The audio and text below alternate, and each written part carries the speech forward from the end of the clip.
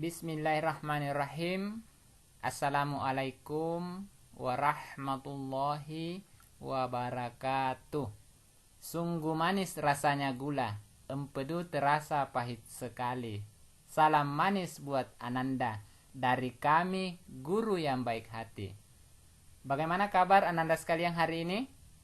Semoga kalian semua sehat walafiat.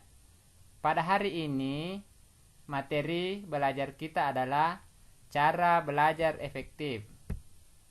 Saya, Pak Rusdi, yang menginsert suara ini pertama kali menghirup udara di bumi pada tanggal 7 Maret 1973. Saya tinggal di BTN Andi Tondrok Permai, Blok A10 nomor 12 Sungguh Minasa. Bersama kami ada Ibu Saharina. Tuhan menitipkan Ibu Saharina padaku, pelengkap bahagia di dunia, hidup dengannya di satu perahu dalam ombak lautan cinta. Dia lahir di Bontomairo pada tanggal 29 Agustus 1972. Selanjutnya Ibu Fitriani SPD. Beliau adalah guru bahasa Inggris, tinggal di Jalan Parawansa Malino. Kemudian Ibu Nurmilawati SPD adalah guru matematika, tinggal di Lembang Panai. Kemudian Ibu Gunarti SPD, dia adalah guru prakarya, tinggal di Jalan Parambugisi. Dan yang terakhir adalah Ibu Sukmawati, adalah guru bimbingan karir atau disebut guru BK, tinggal di kompleks sekolah kita SMP Negeri 1 Tinggi Moncong. Tujuan yang kalian akan dapatkan di materi cara belajar efektif ini antara lain Ananda dapat mengenali gaya belajar, kemudian diharapkan Ananda sekalian bisa belajar lebih efektif. Kemudian diharapkan Ananda sekalian mengurangi gagal belajar. Dan yang terpenting Ananda sekalian bahwa harus kalian paham bahwa belajar itu sangat penting. Lalu apa itu belajar? Belajar adalah proses yang mengarah pada perubahan positif pengetahuan, keterampilan, dan sikap. Jadi inti dari belajar itu ada perubahan dari tidak tahu menjadi tahu, atau perubahan sikap dari kurang baik menjadi sangat baik atau menjadi lebih baik. Nah, bagaimana langkah belajar efektif itu? Pada kesempatan ini kami menyampaikan bahwa untuk belajar efektif diperlukan 5 langkah. Yang pertama, kalian harus merencanakan kegiatan belajar. Yang kedua, kalian harus menentukan kegiatan belajar. Yang ketiga, kalian dapat merangkum materi menjadi inti ringkasan yang dipelajari. Yang keempat, kalian diharapkan dapat belajar kelompok. Kemudian yang kelima adalah kalian harus memperbanyak referensi atau literatur materi pelajaran. Kita lihat satu demi satu. Yang pertama adalah merencanakan kegiatan belajar. Hal-hal yang kalian dapat lakukan dalam kegiatan merencanakan kegiatan belajar yaitu kalian harus membuat jadwal belajar di rumah, ya. Jadi kalian harus punya jadwal belajar yang ditempel di dinding di depan meja belajar kalian. Kemudian kalian selalu merencanakan apa yang akan kalian pelajari. Boleh berdasarkan roster yang akan diajarkan besoknya. Boleh melihat apa tugas yang diberikan. Kemudian yang paling perlu harus senantiasa kalian ingat adalah mempersiapkan semua bahan-bahan yang diperlukan ketika akan belajar. Itu sangat penting. Kemudian yang kedua, bagaimana kalian menentukan tujuan kegiatan belajar itu penting. Ini harus kalian lakukan, bahwa dengan tujuan setiap kita mau belajar itu akan membuat kita lebih fokus tentang apa yang harus kita pahami dari yang kita pelajari itu, atau tujuan kita hanya untuk menyelesaikan tugas yang diberikan oleh Bapak Ibu guru. Ya. Yang ketiga adalah bagaimana kita merangkum materi inti pelajaran itu menjadi sebuah ringkasan.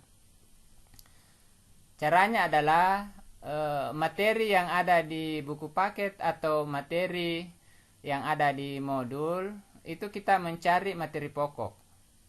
Materi pokok ini diringkas, boleh kalian memberikan kode-kode khusus untuk lebih mudah kalian pahami.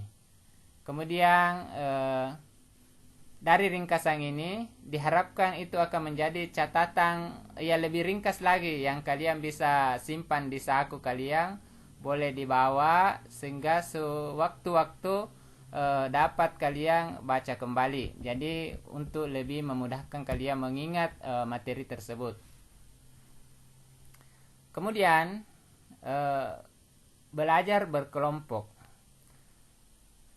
Apa yang manfaat dari belajar berkelompok? Antara lain adalah kalian bisa berdiskusi tentang materi yang sulit. Apatah lagi jika ada tugas dari Bapak Ibu guru. Kalian dengan mudah dapat bersama-sama dengan teman-teman kalian untuk menyelesaikan tugas tersebut. Manfaat yang kedua belajar berkelompok adalah kalian bisa berbagi pengetahuan dengan sesama teman. Di antara kalian ada yang lebih cepat belajar, ada yang lambat. Dengan belajar berkelompok diharapkan kalian dapat saling membantu dalam kesulitan belajar.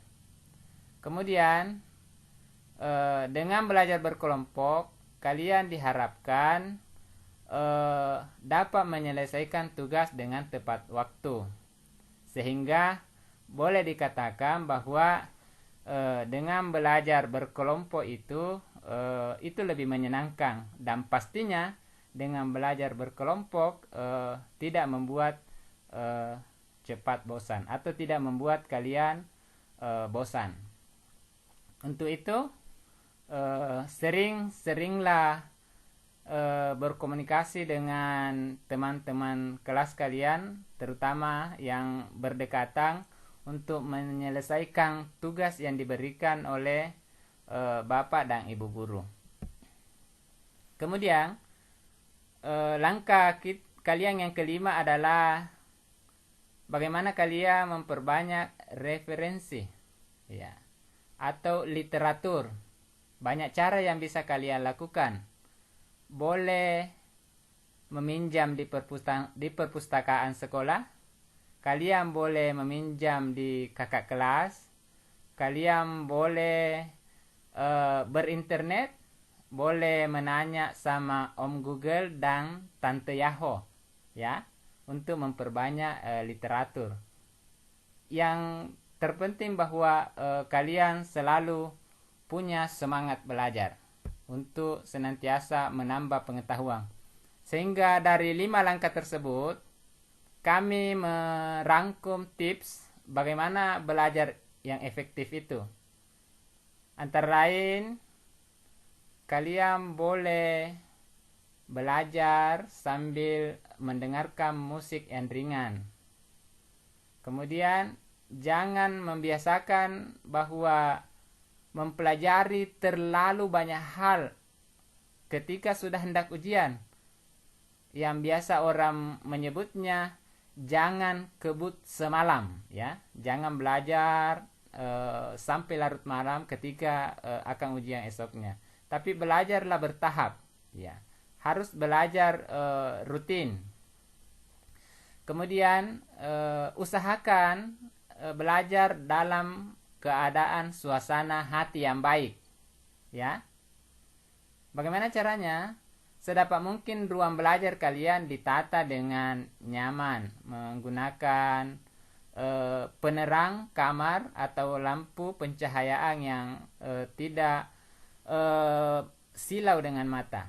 Jadi diatur cahaya ruang belajarnya. Mejanya ditata dengan rapi, memakai taplak meja yang paling disuka warnanya, ya. Kemudian jangan lupa bahwa kalian itu harus beristirahat. Jadi tidak harus belajar terus-menerus, tetapi kalian harus punya istirahat. Namun yang sangat penting adalah jangan sekali-sekali melalaikan tugas yang diberikan. Atau dengan kata lain, rajinlah mengerjakan tugas yang diberikan oleh Bapak dan Ibu guru. Untuk itu saya ingin mengatakan kepada Ananda sekalian bahwa tidak ada yang pintar bila tidak belajar. Tidak ada orang sukses yang tidak berusaha. Jangan lupa berdoa sebelum belajar. Baik Ananda sekalian, saya ingin mengakhiri perjumpaan kita dengan menyampaikan beberapa bait pantun. Antara lain, jahit pakaian dari kain untuk dipakai ketika lebaran. Jadilah kalian anak yang rajin, banyak ilmu, banyak teman. Teropong senapang untuk membidik, tekan pelatuk dengan jari. Spensat menjadi tempat terbaik, menuntut ilmu, mewujudkan mimpi. Ada air di daun talas, tidaklah basah ketika hujan. Jangan jadi anak pemalas, nanti susah dapat pelajaran. Sebagai penutup, saya ingin berkata kepada anak-anakku semuanya, dapatkan pensil yang bisa menceritakan kisah bahagia. Jadilah penghapus yang bisa menghilangkan kisah sedih. Demikian, Assalamualaikum warahmatullahi wabarakatuh. Sampai jumpa di lain waktu dan kesempatan.